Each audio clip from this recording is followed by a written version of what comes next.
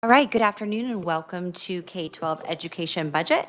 Today, we're going to take a look at our K-12 education budget, actually, and we've already had testimony from ks.gov, and we have had a complete overview with JG. So today is the day that we are taking testimony and hearing from individuals that would like to share anything specific, any requests that they have when the time comes for us to make recommendations or to work our bill. So with that, we're going to go ahead and get started. Jeremy McFadden here is from Blue Valley School Districts. Come on up. And we have not too many today, so we're going to go for a full 5 minutes, and then Jeremy needs to go provide testimony at another location. So we're going to take questions, or if there are questions for Jeremy on his, we will do it right after his testimony. All right, welcome. Madam Chair, members of the committee, thank you for the time today. Again, my name is Jeremy McFadden, Executive Director of Finance for Blue Valley School District. I wanted to spend a few minutes reviewing the cost of living statute 72-5159. The cost of living statute is not the same cost of living discussion around base state aid per pupil in terms of CPI. This is a separate standalone statute. Believe it's been around since 2006. I'm here before the committee to request your consideration of amendment changes to the calculation of COLA. And the handout in front of you today has a lot of information in it, a lot of numbers, formulas, factors. Certainly don't want to drag you through the details. However, I'm happy to answer any question that you have presented in the booklet. There are 5 tabs here, and I want to just briefly go through each tab so you can understand the information that's being provided. This first tab is a blue page, and it's really trying to drive home what is this statute essentially trying to accomplish. It's a 100% locally funded mill levy where a local school board can have additional budget authority to essentially increase teacher and support salaries so that those staff can afford to live in the communities in which they are employed. So again, it's trying to provide recognition through the statute that cost of living, primarily residential housing, might require a little bit additional budget authority so that competitive compensation and benefit packages can be provided to our staff. The second point here, again, it's based off of residential home values that materially exceed the statewide residential home value. The current statute has a threshold for an eligible district to be 25% in excess of the statewide average. We're requesting an amendment to lower that to 15%. A couple benefits. First of all, it would provide more budget authority to existing districts that qualify for COLA. In addition, it could also make more districts eligible throughout the state. And then the final bullet point in that first tab is discussing the cap. It's currently at 5%. Essentially, that's 5% of your base state aid per pupil times your enrollment weighting factors as a district. We're requesting that that cap be raised to 7%. So that's really summarizing the first tab. The second tab, a lot of numbers on here, but I don't want to lose the forest from the trees. There's green highlights on this tab. And what I've done is I've taken a sampling of currently eligible school districts that are eligible under the COLA statute. And towards the bottom of each column in green, you'll see the current budget authority under the current statute. The third tab has unbound pages. These have blue markings on it. Essentially what this is doing is repeating the exact same format from the previous tab, but with the amendments that we're proposing, it would show additional budget authority under the COLA statute towards the bottom of each of those 4 columns. And then right below that amount in blue is the additional budget authority for the sampling of school districts provided. And so to provide a little context for Blue Valley School District, that first column, if the revised COLA authority went up by about $2.9 million, that would be approximately 0.8 mils for the local school board to consider. And in addition, with that roughly $3 million of additional budget authority. The Blue Valley certified base contract costs annually for Blue Valley alone is about $114 million. So it just gives you some context what that extra $3 million would do for our existing certified teaching staff. The fourth tab, what I'm trying to communicate with this tab is this statute doesn't just benefit, a select few school districts. We list out all the districts that would be eligible. You can see all the different USD numbers, the counties, the school district name. And really at the bottom, what I was wanting to illustrate was those percentages in green represent the statewide enrollment that the COLA eligible school districts would cover. So essentially 1 in 3 students across the state are in these COLA eligible school districts. And then the final tab, tab 5, is some proposed amendment language to the statute itself, where we have strike through in red and proposed revisions in blue. And then the last page of that 5th tab is really where we expand on raising the cap to 7%, and then talk about introducing a CPI inflation adjustment to that cap in years moving forward. So with that, that's COLA is about as quickly as it can be done. I know there's a lot of detail in here, and I don't mean to skip over it if you have more questions, but I'm certainly happy to answer any that you have. All right, Jeremy, I just wish special education funding was this simple to understand. So thank you for this. Questions from the committee. Representative Wynn. Thank you, Madam Chair. It may be difficult to compute, but if you then added a CPI factor, how much would that increase? Yeah, so my ballpark estimate would be in 24-25, somewhere in the neighborhood of maybe 7.2, 7.25%. On top of what you've already presented to us? Yeah, so the 7% would be the cap for the 23-24 school year as proposed. And then in the 24-25 school year, that's where the CPI would hopefully be layered in and provide an increase from 7% up to 7.2, 7.25%. But that certainly would be determined based off actual CPI. Thank you. Committee, other questions? Representative Johnson. Thank you, Madam Chair. So, I don't know which tab. It says page 1, FY 2023 legal max, and you list the counties, and then you come down at the bottom and you said that was like 36% of the state. So the ones that are listed are all dealing with this property valuation issue. Is that correct? Because I see all 4 of my school districts in here, and in Leavenworth and or Wyandotte County. Yeah, because those districts have residential home values that exceed the statewide average by 15%, they would be eligible for this COLA statute for then the local board to decide if they wanted to utilize that COLA authority or not. Any idea why such specific regions? I mean, it looks like Johnson, Sedgwick, Leavenworth, maybe Shawnee, but is it because of the nature of the communities?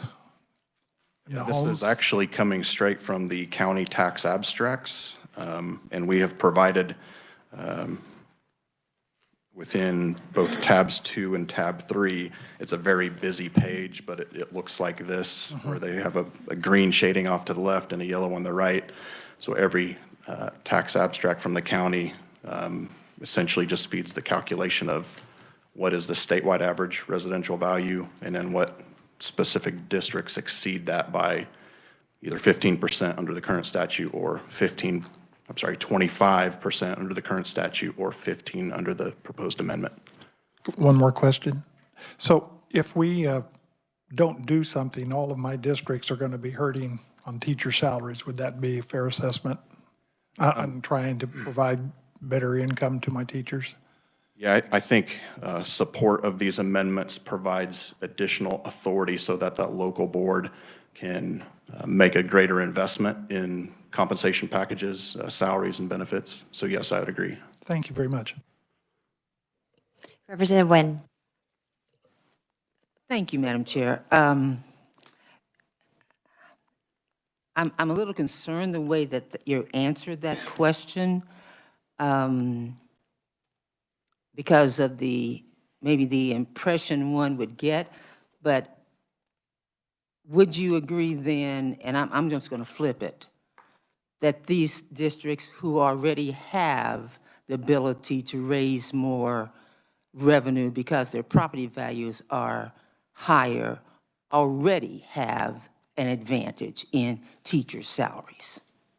Or budget, I won't say teacher salary because whatever they do, their budget is what they want to do, but in their budget authority. I would agree that the salary schedules of these districts using COLA should be higher than maybe the average school district.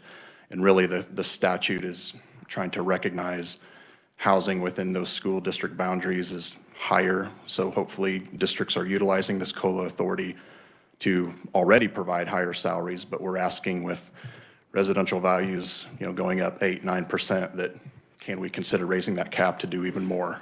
Right, I get what you're asking, but currently, are they not already above because they have more budget authority now?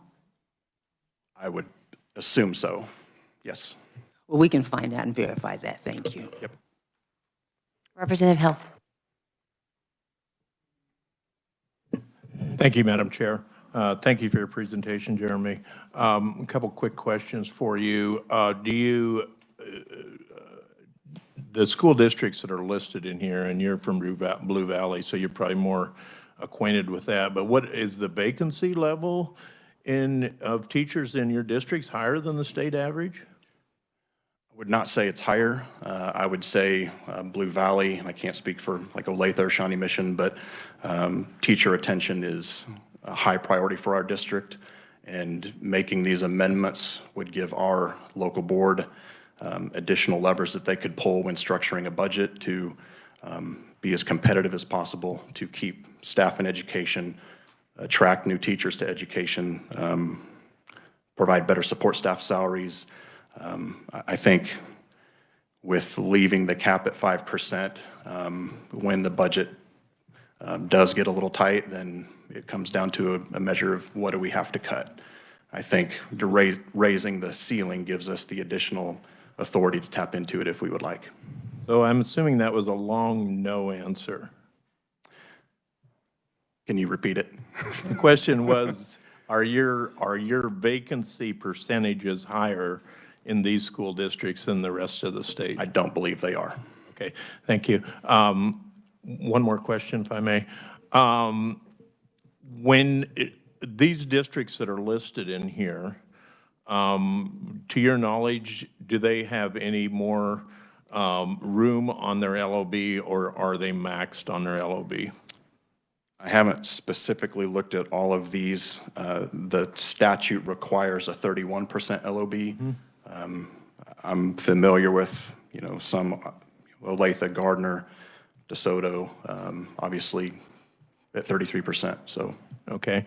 Isn't it true that an LOB in a district that has a higher valuation raises more money than in a district that has a lower valuation? The LOB is driven off of the calculation of the general fund, which is enrollment, weightings times base state aid per pupil. So there is no additional LOB authority with higher valuation districts. Okay. And I guess I'll end my remarks by, I've lived through the time when we had a real equalization problem in the state of Kansas.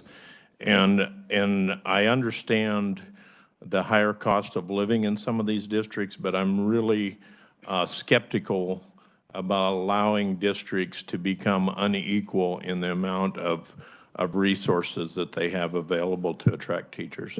Thank you for your time. And I'm just going to kind of pull up the LOB. Actually, I don't have it with me on this, but most of the districts are at 33%. There are some that are 31%. And the average valuation per pupil, so when you're trying to figure out your state aid, it does look at the average valuation per pupil. You may remember that when we talked about it. There are 3 different pots of money, and some of them ranked it differently depending on 3-year average, or you take a 81.2%, and that's your middle ground. And so some districts get 65% of their LOB percentage, and some get none if they are above that number. So it varies, and I don't have that with me, but it does change. But to his point, he is correct. Most districts are at the max. Isn't that a mill levy? Yes, but the state aid is from the state general fund portion, I would believe. Is that right, Nick? Yes. But- So they get, yes, they can have their local, they can raise up to their percentage. So if they're 33%, and it's $1 million, they can raise up to $1 million, but what percentage of that can the state fund? They still have a cap of $1 million. So if the state, if because of their average valuation, they get 65%, then 650,000 is going to come from the state. Now they only have a $350,000. Is that right, Nick? Is I'm explaining that correctly? So they still have the same cap. It's 33% if that's where they are, but it depends on what percentage comes from the state. I would bet Blue Valley has a 0 state aid percentage for LOB. Is that correct? So I was looking at the capital outlay equalization rates of all these districts. 12 of the 27 have 25% or less. There were 4 districts that had 0 equalization aid, Blue Valley being one of them. So the other 15 have equalization that exceeds 26% or higher. And I think that LOB, the LOB is really good to look at, the supplemental general fund. And I think we may have a document that was one of those that was sent by Sherry Root. If you don't or can't find that, let me know, because it's a handy one to have on your laptop and look at and compare the LOBs. Representative Nguyen. Thank you. What does 1 mil garner in Blue Valley? 3.8 million. Million? And do you know what it does in Piper? I don't, off the top of my head. Okay, I'll find out. Thank you. Well, I know Rose Hill's in this, and from Butler County, there are 3 districts that actually would qualify under this change or amendment. And, you know, what you can raise, and even in our county, I just have to tell you, so 3.5 million for your district. For Butler County, it's about 750,000 for the entire county for 1 mil. So you guys are doing well. Yes, Representative Thomas. I'm also curious as to, when it comes to teacher salaries, we know the average across the state, how they compare in, say, Johnson County, like Blue Valley, and other parts of the state. I ask that because the average house in the Blue Valley, the Olathe, Spring Hill area, tends to be a little bit higher. So if we're paying average teachers in Johnson County in those areas, the average, buying a $150,000 house 3 or 4 counties over versus buying the same house in Blue Valley or Olathe at $318,000, I believe it is in Olathe, is significantly different. So could you, if you have that data, great, but it's also just kind of worth pointing out, these are areas where we want to keep good teachers, but we don't want them to have to drive an hour because they need to buy a cheaper house 2 counties over. Right. So in Blue Valley, total comp package for teacher salary benefits is about $65,000 a year. The average residential home value in Blue Valley is over $500,000. What we are also seeing, and I know that a lot of this is focused on teacher salaries, as it should be, but our support staff trying to find custodians, bus drivers, it is virtually impossible, because finding that talent pool in Blue Valley School District in terms of being able to afford housing it's an impossible task. So I think this COLA authority really is intended to focus in on teacher salaries. But also, if we, have a compensation increase to teachers, we try to mirror that with support staff to make sure that everybody's getting the same comp raise. Thank you, Madam Chair. So I do have a question. So during the pandemic, do you remember how much Blue Valley received from pandemic money from ESSER and the various options? I know most of it went to Title I district schools. It's about 20 million that went to Blue Valley. 20 million. ESSER 1, ESSER 2, and ESSER 3. And I'm not 100% sure, actually, Representative Thomas will know, but I think, for example, Wichita got over 100 million.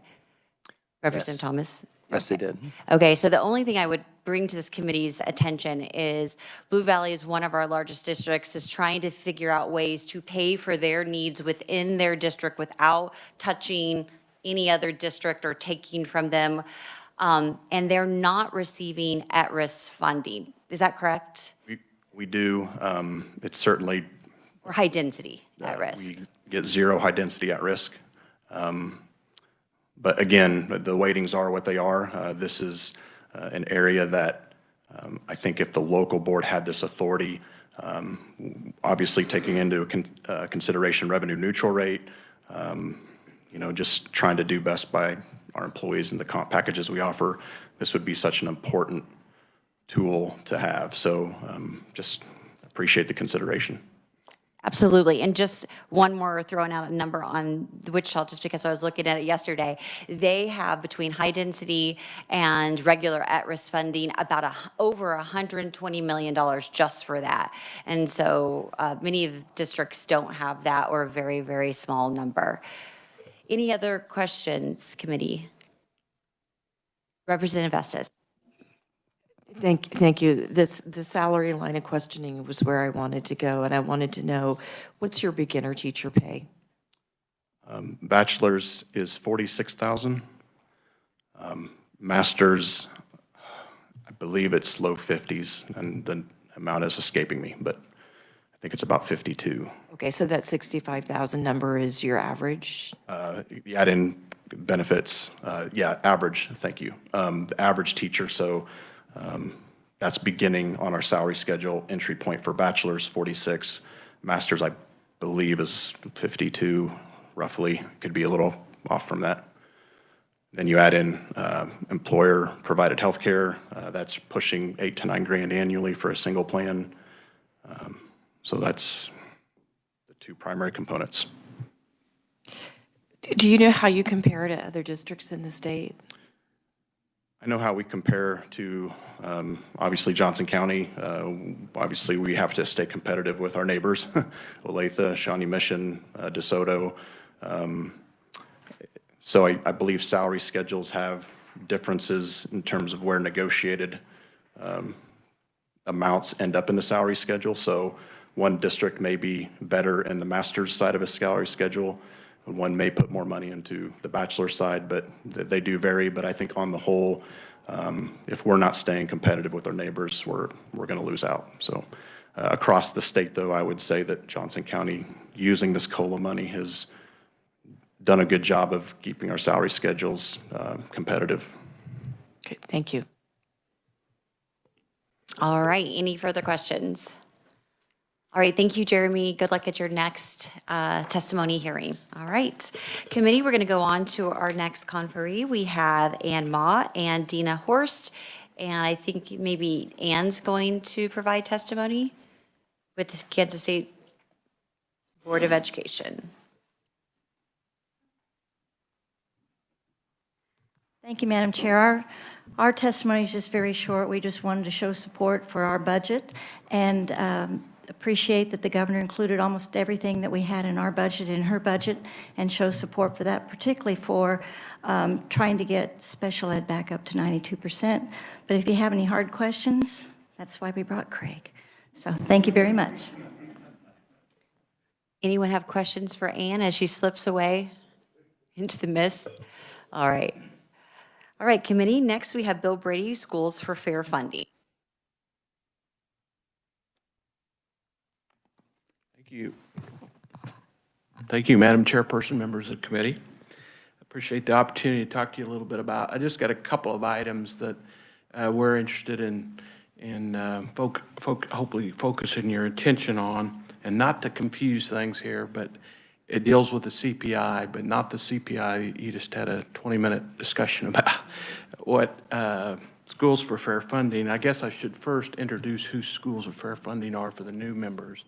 And Schools for Fair Funding are a coalition of school districts that brought the Gannon lawsuit in 2011 and the Montoy lawsuit the previous decade, and have been involved and now are just basically monitoring the agreement that the legislature and the governor and the Supreme Court came to agreement on.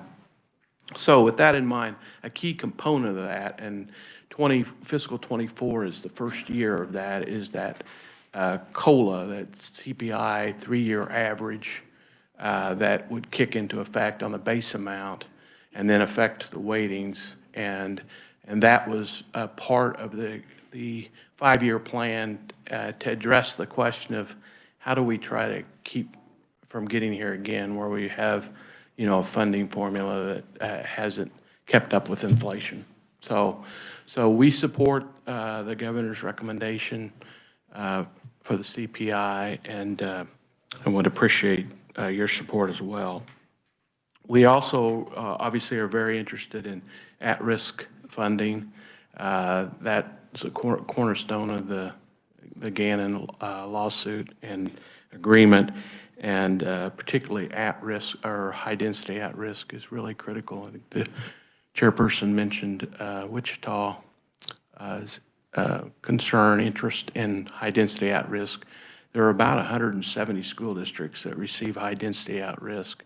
And it's a little-known fact among a lot of people that there's a lot of rural areas that have a high-density amount of poverty as a proportion of their FTE. So I know KSDE can provide you a list of all those schools that receive high-density at-risk, and it's surprising. Granted, the bigger schools that have a lot of poverty have the lion's share of the money, but it's a significant amount of money for a lot of school districts. The final thing that I would say is, would just express our support for the governor's proposal in terms of special ed. We like the phase-in approach. I understand folks' frustration with the federal government. We share that. The reality of the situation is that Kansas school districts are on the front lines, and they're dealing with the needs on a daily basis, and the needs and the severity of the problem, the needs, and the number of students needing service is going up tremendously. And the good news about that is we're much better at early detection and intervention, and that's good because the studies have shown long-term that helps save costs if we can get to some of these issues earlier. The challenge with that is, in the current situation, it costs more money. So that's the challenge we face with special ed. The final thing that I would like to say is, the 5-year plan, the 3-year plan that the legislature approved and ultimately the Supreme Court signed off on, governors were involved, was a bipartisan effort. And it happened, with the Republican, it started with a Republican legislature and a Republican governor. And, it finished with a Republican legislature and a Democratic governor. And, the only way it passed was a coalition of folks from both parties. And we want to encourage those sort of bipartisan efforts whenever we can. And we think the continuation of the commitment with the 5-year plan with the CPI is the best way to do that. be glad to respond to any questions now or whenever. Committee questions for Bill? Well, Bill, I have a few questions for you. All right, so high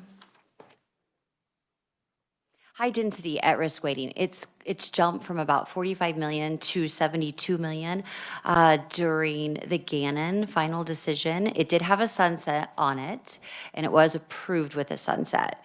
So my question to you is, what is being done with the money that's causing improved outcomes for students that are at risk?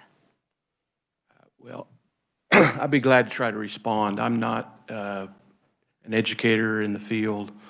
I'm not an attorney that was involved in the litigation. Probably what I bring to this in terms of expertise is more historical in nature. But you know, you'd have to talk directly to the districts as to specifics. I know we have bills in both education committees hoping to have hearings on that very subject and provide specific testimony in that regard. Okay, so thank you, Bill. So you're advocating for maintaining and not removing the sunset, but you're not sure if it actually did anything. Sunset currently is in place and remains in place until June 30th of 2024. So for the upcoming school year, the sunset is in place. I'm not advocating for the legislature to do anything additional in either in the COLA or in at-risk funding that's not current law.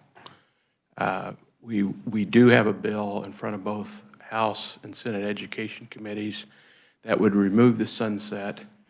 The high-density at-risk was sunsetted. It's the only weighting that was individually sunsetted. The entire formula, when the legislature passed the 10-year or passed the 5-year plan, was sunsetted in 10 years. So the entire formula expires by sunset after fiscal 27.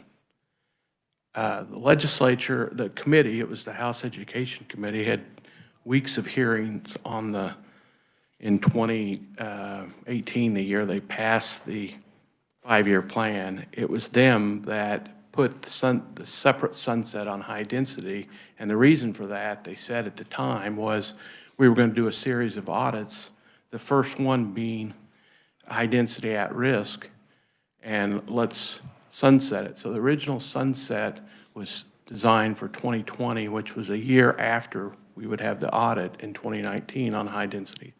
And we had the audit.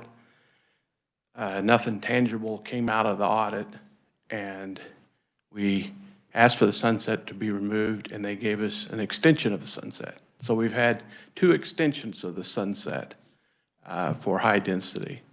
And so my thought now is that when it's going to expire in 24, after fiscal 24, and the whole formula expires in fiscal 27, why not just eliminate it, and it will expire along with all the other weightings? I guess another option would be just to extend it. Yes, it's probably just going to disagree on the value of that and what it's actually producing in students because, for example, in Wichita, we have at-risk disadvantaged students in the 8th grade where 90% of those students, 90% are not proficient in math, and 89% are not proficient in English language arts, and less than 1% are in the highest category.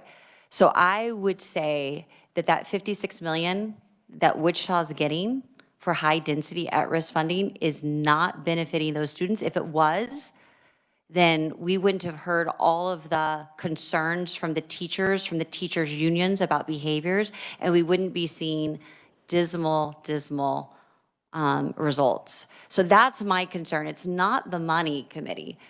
If there are results and our kids are benefiting, I think that's fantastic. But when we're not getting results and the kids aren't benefiting, then I think everybody on this committee should be asking, why are we doing this? this sunset does, maybe we should let it sunset. My next question would be, sir, would be on special education funding. Do you think that the statute has any flaws that need to be corrected? Okay, just one point of clarification on the high-density at-risk. Wichita receives $16 million for high-density at-risk funding. That may be, I don't know what number that is, but that's what would go away if we don't extend the high-density at-risk sunset after 2024, June 2024. Go ahead and answer that second question, and I'll look here at my notes because I had 56. So my next question is, what in the statute, if the statute's flawed for special education, what do you see as those flaws? Yeah, again, I'm not an educator in the field, and so I don't know that I can't comment on this, what potential flaws there are in the formula. What I do know from the schools that I talk to is that there is significant money being spent out of school districts' general funds to meet the costs of special ed costs that aren't being paid for by the formula. And that hurts all students, not just general fund students, because the interesting thing is the majority of the special ed students are in general ed classes for a percentage of the day, some, the majority of the day. So when you shift money out of general fund for special ed, you're affecting everybody's general fund, what's in there for general fund spending. So, I don't, if the legislature wants to have a study, we're not opposed to a study. We think that it should be comprised of folks in the field, education folks that are involved in special ed and schools in general. It should be public officials should be involved, and parents and families that are in the system and dealing with it on a daily basis should be a part of it, and then have a study. But in the meantime, go ahead and phase the first year of special ed and get some more money in the system. That would be our thought. And if we can come up with a better way in terms of a formula, terrific. Okay, I just have to stop real quick on a question. So I'm looking at just Wichita's funding, state aid, and I am seeing K-12 at-risk state aid at $77 million. What am I doing wrong here, JG? Yeah, it's at risk. That's the at risk. And then the high density is down below. High density says, yeah, the high density is 16 and the other's 77. Yeah. Okay. So quite a significant amount there. So the 56 was wrong, but the 70, I said 72, but it was 77. Therein's why I'm testifying, because it's a significant amount of money, and to the district, and 72 total. we certainly acknowledge that. Right. So just logically, there's 72 million for the entire at-risk, not 50, and so 56 would not be Wichita's for that. So, committee, any other questions for Bill? All right. Thank you, sir. Thank you. Committee, next we have Brent Yeager from USC 233 Olathe. Welcome. Good afternoon, Madam Chair and Committee. Thank you for having me here today. My name is Dr. Brent Yeager, and I'm the very proud superintendent of the Olathe Public School District. I'm going to spend about half my time just kind of telling you a little bit about our district. I know many of you know about our district, but I'm really proud of a lot of things in relation to our district, and I just want to share them with you today. You may or may not know that we're the largest district in the Kansas City metropolitan area. Why I say metro very intentionally, because even the conversation you just had about COLA and us having some ability as a school system, not only are we competing with our neighbors in Kansas, but our staff members don't have to move and they can go work in another state. So we really have to take a look at things in terms of a metro. I'm also here as the proud superintendent representing about 5,000 staff members, about 3,000 certified licensed staff members, about 2,000 staff members who are our amazing custodians and paraprofessionals, office assistants that do amazing work in our system each and every day. So proud of the students or the staff members that we have. Today, we have about 29,500 students that we're serving in about 57, not about, in 57 attendance centers within the 6 million square feet of building space that we maintain each and every year. One of the things that I'm very proud of in our system is we approach all of our students as general education students first. We know that all of our students deserve a high-quality education every time they walk in the threshold of any of our any of our schools. This year, about 30% of our students qualify for free and reduced lunch. This year, we have over 92 languages spoken in our district, represented of over 106 countries. We have almost 6,000 students that qualify for special education. That includes our students who qualify for gifted education. We offer over 85 college-level courses. Our graduates in 2022 were offered more than $45 million in post-secondary scholarships. Forbes has named us one of the top 5 places to work in the state of Kansas.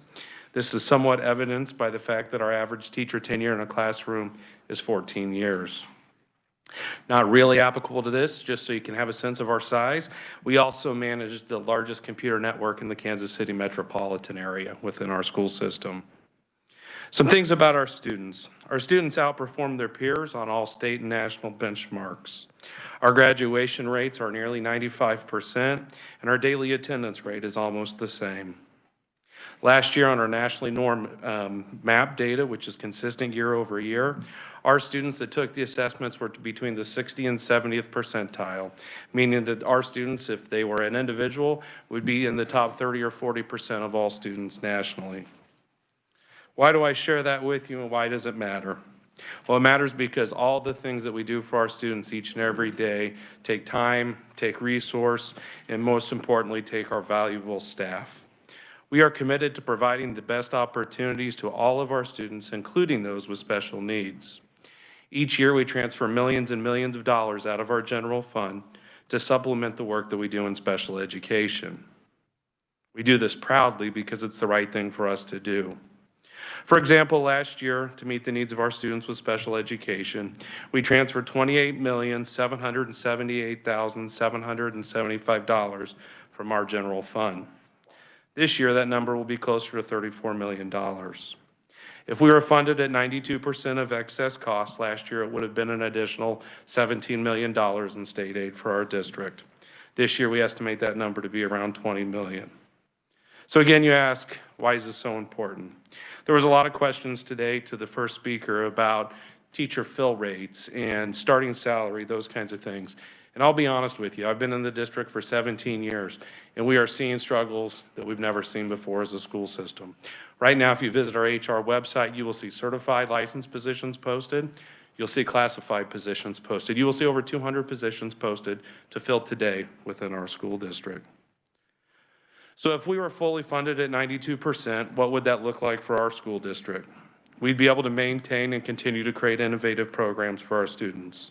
We'd continue our vast commitment to students who are not on grade level, getting them on grade level. We'd continue to push our students who need enrichment, because our belief in our system is it doesn't matter where a student starts, every student deserves at least 1 year of growth every single year. Some students need more than that, but minimally, all students should have that. The thing also to point out is that when we have strong general education programs, intervention enrichments, all students benefit, including our students with special needs. The other thing that we'd like to be able to do in our area is provide a livable wage for our staff. I'll tell you today, we are the lowest starting salary in Johnson County in the Olathe Public School District. We want to be a destination where new people coming out of the colleges of education want to come and work. We are struggling there right now. We're also losing our staff quicker than we ever have to business and industry. It's happening very frequently right now. And the last thing that I would mention about that, and I kind of said this in my introductory comments, we are also losing staff to Missouri. There was a time when people wanted to come to our districts and wouldn't consider going other places, but we have staff members who are leaving us now to go to Missouri. It's a unique challenge for us because our folks don't have to move necessarily to go to work somewhere else. And it's something that we all really think about and work with in Johnson County. So I would also just like to say that we very much appreciate the conversation that's already happened this session around special education. We support, obviously, where the governor has recommended a budget with increase in special education.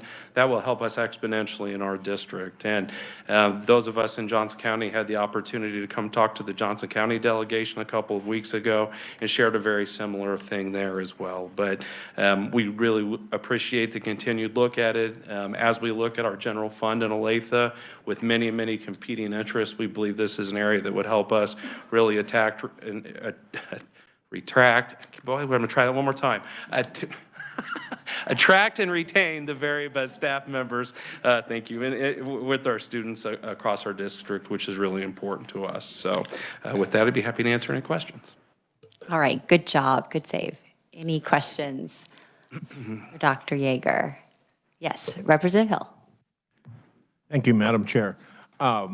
Great presentation. Thank you for coming here. Kind of following up the previous questions, what are your starting teacher salaries in Olathe? Our starting teacher salary right now is $43,000. It's not been increased in 2 years. And that's for a bachelor's and? That's a bachelor, fresh out of college or fresh into the career, correct? Okay. Yeah. The question I really had was, if you have the same resources other districts do, which it looks like from what we're looking at here, and you're the largest district, so you should have economies of size, why are you the lowest starting salary in the Johnson County area? Yeah, so there's been kind of a perfect storm in our district, and actually our CFO is with me, so he may jump up and kick me out of the way in a second. But, you know, Olathe was a district that grew year after year since 1965. Last year was the first school year that we didn't grow. Like many districts across the state of Kansas, our student enrollment actually went down. Representative Williams talked a little bit about ESSER funds earlier. I will tell you that our ESSER funds saved us in Olathe, to be honest with you. You know, they helped us support our class sizes for an additional year, going into 2 years this year. That would not have been possible. With that, though, we also did budget realignment last year. We cut about $20 million out of our general fund last year. That largely has to do with our decline in student enrollment, but also Olathe was a district that at one point in time was growing 500, 600, 700, 800 kids a year. In the last number of years, probably the last 8 to 10 years, our growth has slowed considerably. And so we had some work we needed to do that way as well. Thank you. Welcome. Representative Boyd and then Representative Estes.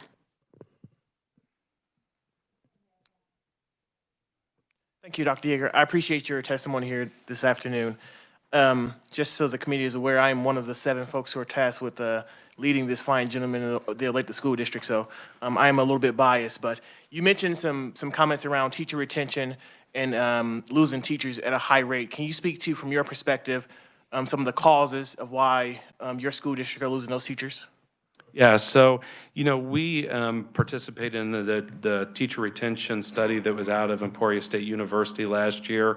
You know, one typically would go to pay and those sorts of things when it comes to teacher retention. That's certainly part of it. You know, everybody has to be able to afford to live where they are, and, you know, people, as somebody said, don't want to drive 2 counties to go to work and that kind of thing. Beyond that, though, quite frankly, a lot of our staff members have left because of the narrative around public education. You know, in the last couple of years, we've had teachers in our district who have been criticized, ostracized, I don't know what the right word is, on social media. And certainly we're a large school system with over 5,000 employees. We have staff members that occasionally make mistakes.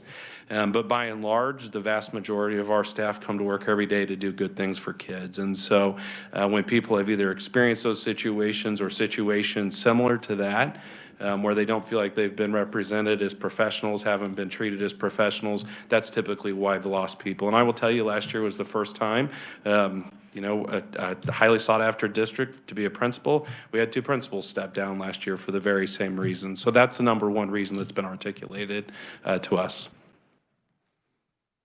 Representative Estes. Thank you, Madam Chair. So you mentioned competing with Missouri. Mm-hmm. So I did just kind of a quick look on comparing Missouri and Kansas on the tax climate. and it's pretty significant. How often are you hearing that come into play? Because it seemed like a lot of our taxes are much higher than Missouri's, and how that would play into cost of living.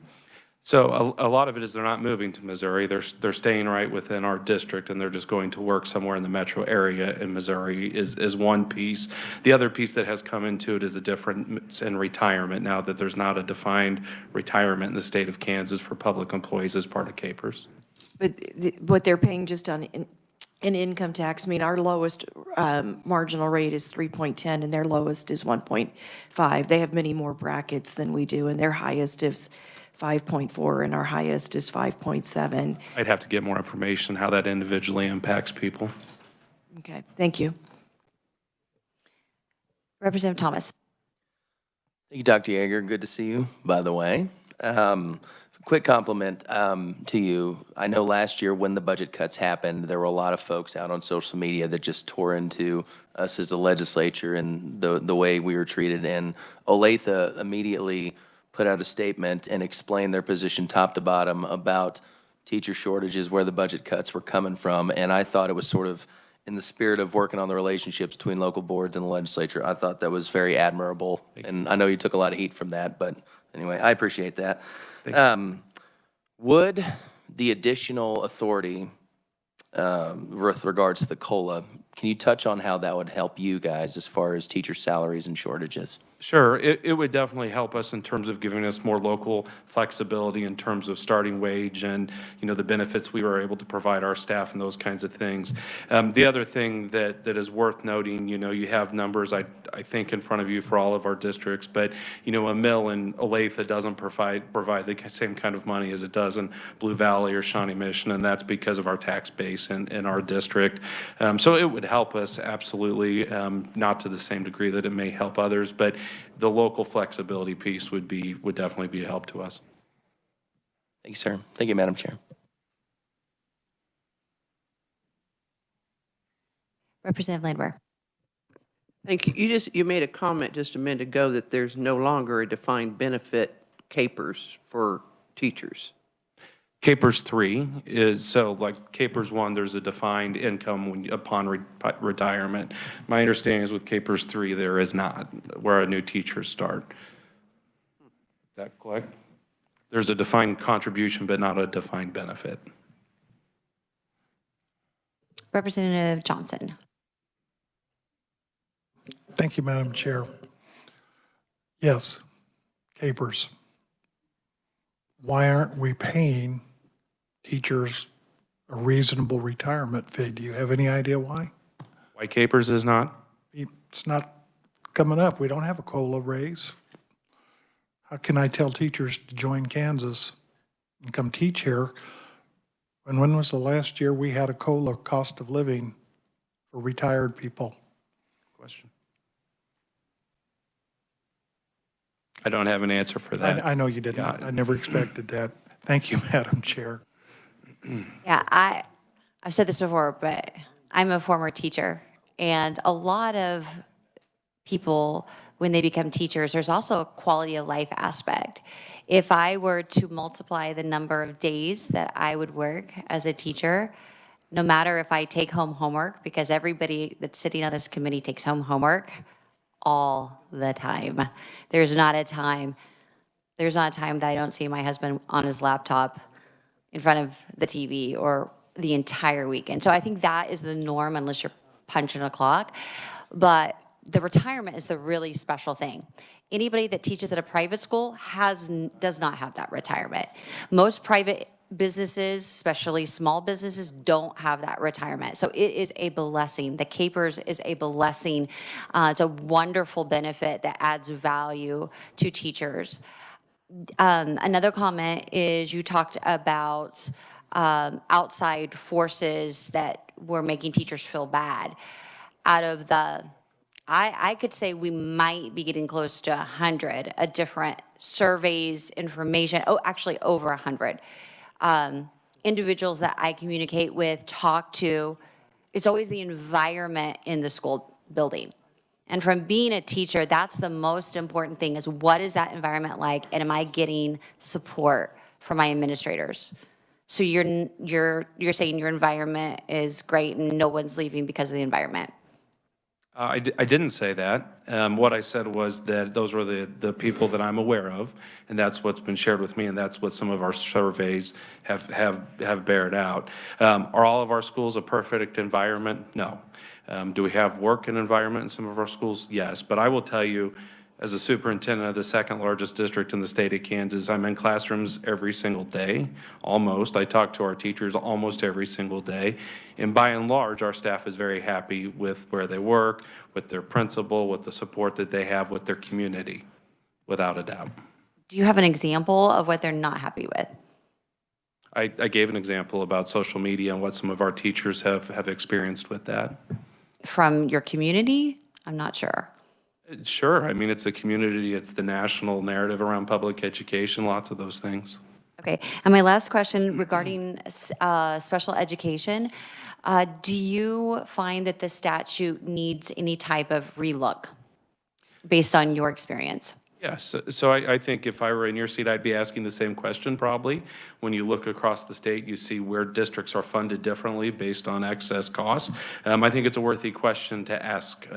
I've not looked at the statute closely and how it impacts all the districts across the state of Kansas. I know in our district, it's a considerable expenditure, and as we're trying to meet the needs of our staff and the expectation of our communities, our community would help us exponentially. So is it worthy to look at it and see? Probably so. I'd be asking the same question if I were in your seat today. Yes, and Olathe is one of our lower. You're in the low 60% excess cost, and some districts get confused on how we figure excess costs for each district, but it's really the same way we would do it for the state, except there may be some question on whether or not that's personalized for each district per pupil. But it doesn't seem to be the intention of the statute for you to get your district to get 62% and another district get 293%. Some way that's not really adding up. My question specifically, and it's my last one, it's about teachers. The special education formula funds by teacher entitlement. Once you do transportation, once you do catastrophic aid, and you take out the Medicaid, then you take the rest of the money and you divide it up by teacher entitlements, not by number of students or the type of students that you might have, not a tiered. From your opinion, based on the things that were shared in the first testimony about the cost to hire teachers in your area compared to the cost in other areas, do you feel that teacher entitlement is the best option versus a student waiting? Yeah. You know, I appreciate the question very much about student waiting and teacher entitlement and your previous comments as well about, you know, the equalization across the state and some being way over and where we are. And the answer is, I can answer a question specifically about Olathe. So I'm probably not the person to tell you if there's one way that's better than the other. I know that staff at KSD has worked through that backwards and forwards and would probably be the best people to answer that question. And I'm sorry, I know where we are in Olathe, and that's what I can speak most about. Yes, and Craig has those questions from about 2.5 weeks ago, and he's working on them. All right, thank you very much. Oh, Representative Hoskin. Thank you, Madam Chair, and thank you for being here, Dr. Yeager. We've talked a lot in this committee about what it is that's driving teachers away from their careers, and we have a resource that in our state that is available in very few resources, and that's the Kansas Teacher Retention Initiative survey that surveyed over 12,000. So we're not talking about hundreds, we're talking about thousands. Is that data that Olathe is using currently? So you could actually get back to us and tell us what your teachers have said, and over half the teachers in the state have answered that. Certainly, and actually we're the pilot district for that survey, and over 95% of our certified licensed staff participated, so we'd be happy to share that information. We would appreciate that. Thank you, Dr. Yeager. And on that note, that has not been submitted. That has been promised, but to me, not you. It's not your responsibility. But I have not found it yet. I will search for it, but I have not found it. I think you said you'd send it to me, and I haven't received it yet, but that'd be great. Representative Thomas. Could you talk real briefly about, I know the legislature added $5 million in school security, and I think Olathe certainly last year was front and center. Could you talk about how much of that was received and kind of what you've done since? Yeah, absolutely. Thank you for the question. Yeah, as you said, we're coming up on a year anniversary of a very tragic shooting in our school district.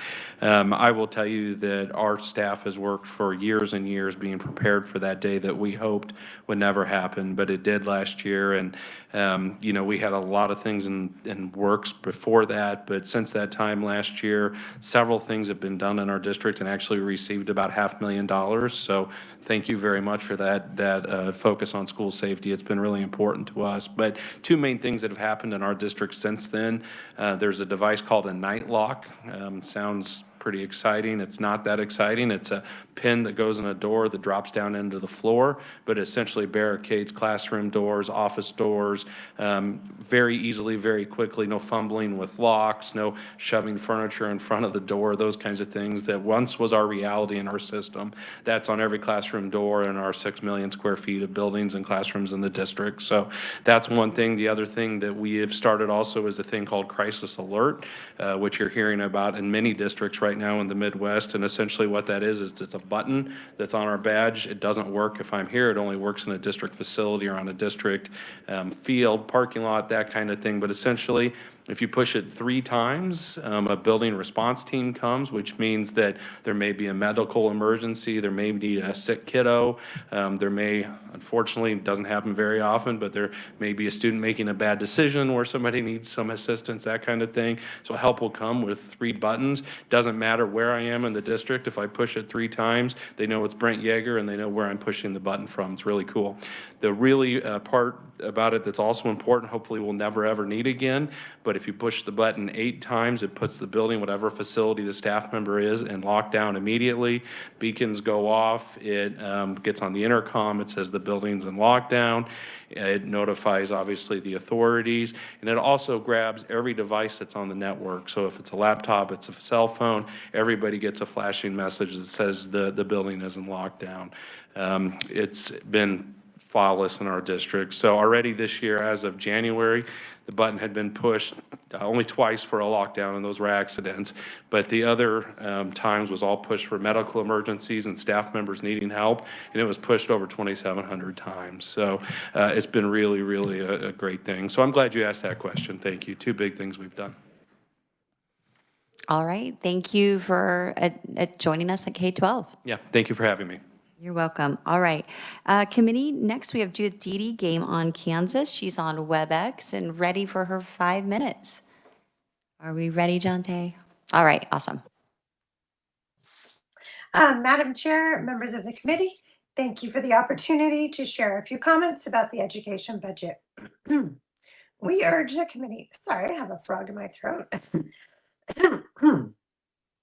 Sorry about that. We urge the committee to generally support the governor's budget.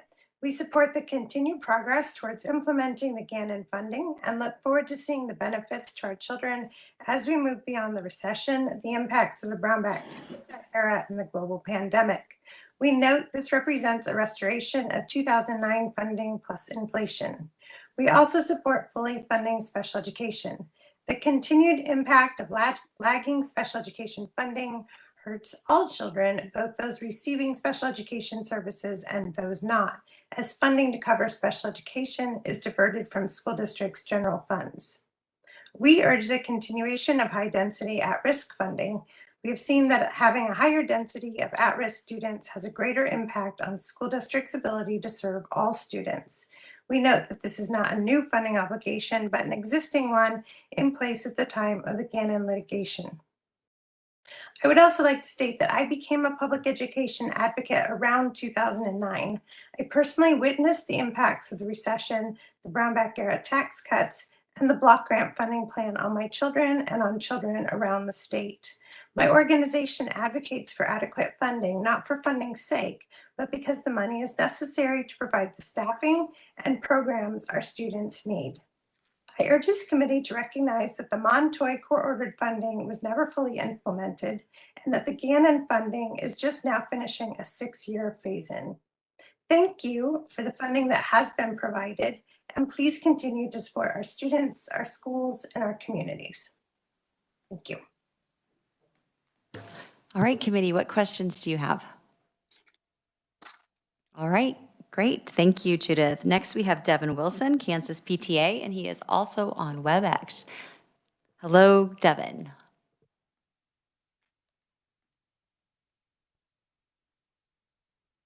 Okay, can you hear me now?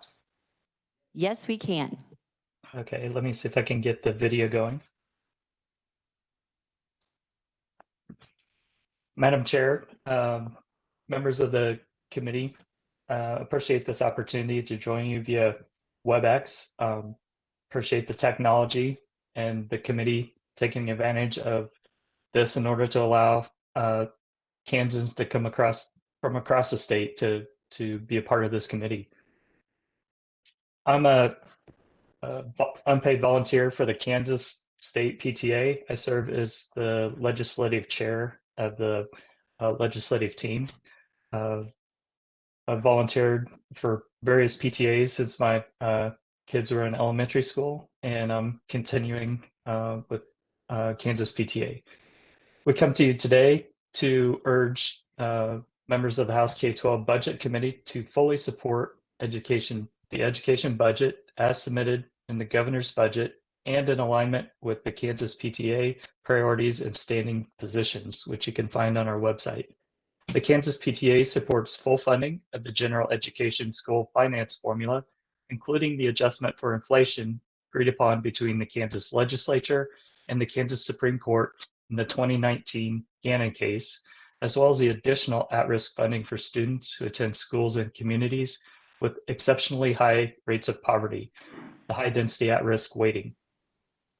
The Kansas PTA supports full funding of special education up to 92% of excess costs. This school year, our public schools are having to take about $160 million out of general education budget to cover the expenses for these important yet mandated services. Our position and concerns regarding special education funding are noted in the attached special education mythbusters that are attached to this document and also available on our website. The parents and teachers of Kansas PTA value our neighborhood and community public schools. We also recognize that strong public schools are a vital part of the health of our state. A robust public education system that provides quality access to all students in their neighborhoods and communities, regardless of zip code, is a public good and a benefit beyond those of parents and students. And in HB 2218, this quote comes out: the legislature affirms that a quality individualized education provides an essential pathway to success, not only for each student, but for the prosperity and the stability of the state. Kansas PTA urges committee members for support of the governor's budget on education. We call to your attention just a few of the legislative requirements placed upon Kansas public schools appended in the footnotes of this document. We applaud the efforts of Kansas educators to continually beat the odds. Also see the KASB fact sheet we've attached to our submittal. And we graciously thank you for your time and consideration. Thanks. All right, thank you, Devin. Questions for Devin? No questions from our committee. Representative Thomas. Devin, quick question for you. So you say we're underfunding by 160 million. So if the feds give us that 330 that they're short, that 160 would put us at 92% on average statewide. So what would the PTA say to those districts that are still under that 92%? Right, it's a shared ownership between the state, federal, and local obligations to meet the statutory requirements of funding students in special education. And I don't know what that would mean. I wouldn't be able to calculate that specifically, but if we are funding at the 92% of the excess cost, I realize different districts are at different points on that chart, but if we are able to meet the needs and reimburse the actual cost that districts are spending for special education, I think PTA would be on board with that. but it's the requirement. The special education students come in with various levels of intervention required, various levels of resources to address those needs. And so some students may need twice or three times as much resources as other special education, and districts have to provide that. So that, I believe, we should fund what's actually required to educate the special education students. And Madam Chair, if I may follow up, and the reason I ask that is because, you know, as we just go through this and try to figure this out, for example, some of the districts that I represent are in that 60th, 70th, or 80th percentile. So is the goal to get everybody to 92%? Or is it to get the state average at 92%? And that's why I'm asking what we would tell, because some of those districts would still be, because you have districts over 200%, over 100, 150% excess cost. So is the goal to get everybody at 92, or is it just to get the state average at 92? And that's why I asked the question, what do you tell those districts that'll still be below that 92%? Hey, we're doing the state's obligation and we're doing a great job. I'm just, in all seriousness, that's what I'm trying to get at, because there's multiple options on the table for how we do this. I just want to get more or less, is a position every district at 92% or just the state average at 92%, and then what we tell those districts that are still under 92%. Right, Representative Thomas, that's a nuance that I can't adequately address. I believe that regardless of the actual figure, we need to make sure that we're bringing all special education students up to where they need to be.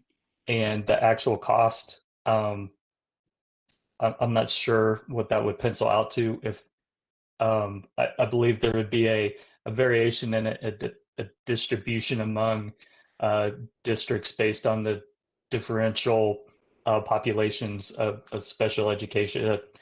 Each school district doesn't have a uniform percentage of special education students, or would they have a uniform population of need among special education students? So that I wouldn't be able to speculate on the nuance between those two scenarios, the 92%. All right, committee, if there are no other questions, then thank you very much, Devin. And are there any other testimonies that we may have missed that are not written? Garrett has uploaded to the S Drive our written testimony, so committee, you can take note of that. Slowly, other testimony is being added to our agenda page or our web page. And committee, that will conclude our informational hearing, quote unquote, for our K-12 education budget. Just a quick reminder of things that are happening this week. Tomorrow, we'll have a hearing on two bills, House Bill 2261, which is really just a small fix to the open enrollment. And that was brought to us by Representative Johnson. And we also have another small bill that's actually 2271. And the other small bill is 2261, which is to authorize payment for school board members. Doesn't provide any funding, it just says schools may do that. Next week, we only meet on Monday, Tuesday. Woo. And so we will have a hearing on 2382, which is a school board Bill of Rights bill that was introduced. And if that all goes well, then we will work it on the next day. And that is the schedule until the end of turnaround. All right, committee, with that, enjoy your